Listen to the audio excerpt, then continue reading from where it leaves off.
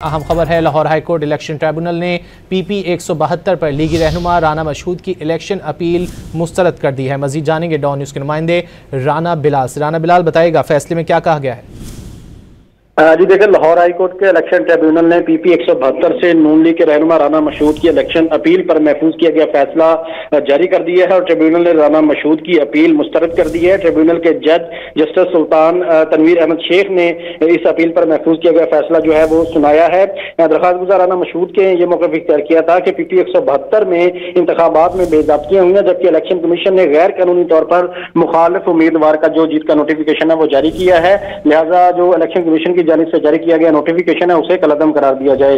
Election tribunal ने दलाइल सुनने के बाद इस अपील पर कल फैसला महफूज कर लिया था, जो कि अब से कुछ देर पहले फैसला सुनाते हुए ट्रिब्यूनल ने राना मशहूद की जो अपील है उसे खारिज कर दिया है। बहुत शुक्रिया राना बिलाल इन तफसीलात के लिए।